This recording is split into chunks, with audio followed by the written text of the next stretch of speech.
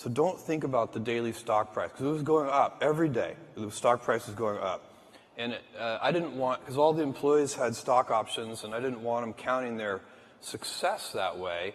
And so I would say, look, when the stock is up 30% in a month, don't feel 30% smarter. Because when it's down 30% in a month, then you're going to have to feel 30% dumber. And it's not going to feel as good. It's customer obsession. And we talk about it as customer obsession as opposed to competitor obsession. For one thing, once you're the leader, if your whole culture is competitor obsessed, it's kind of hard to stay energized and motivated if you're out in front. Whereas customers are always unsatisfied. They're always discontent. They always want more. And so no matter how far you get out there in front of your competitors, you're still behind your customers. Whenever we have tried to do something in a kind of Me Too fashion, we have failed at it.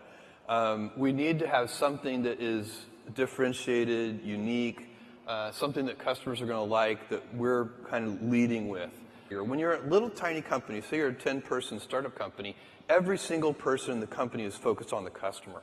When you get to be a bigger company, you've got you've got middle managers, and you've got all these layers, and those people aren't on the front lines. They're not interacting with customers every day.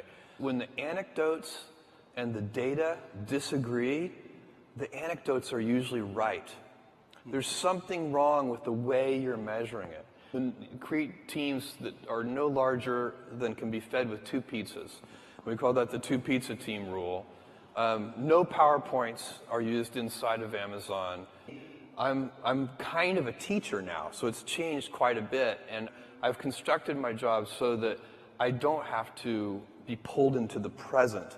I can stay 2 or 3 years in the future. If something pulls me into the present, it's because something has gone wrong. We started this thing called customer reviews. The book publishers did not like this because, of course, not all the reviews are positive. And I got a letter from one publisher that said, I have a good idea for you. Why don't you just publish the positive customer reviews? The argument he was making to me is that our sales would go up if we just published the positive customer reviews. And I thought about this, and I thought, I don't actually believe that, because I don't think we make money when we sell something. We make money when we help someone make a purchase decision. By the way, more generally, and what I preach at Amazon to all of our employees is when we are criticized, there's a simple process that you need to go through, which is first you look yourself in the mirror and decide, is your critic right? Do you agree? Are we doing something wrong?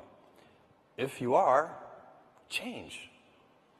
And by the way, if you look yourself in the mirror and you decide that your critic is wrong, as we did with the customer reviews, then do not change, no matter how much pressure is brought to bear.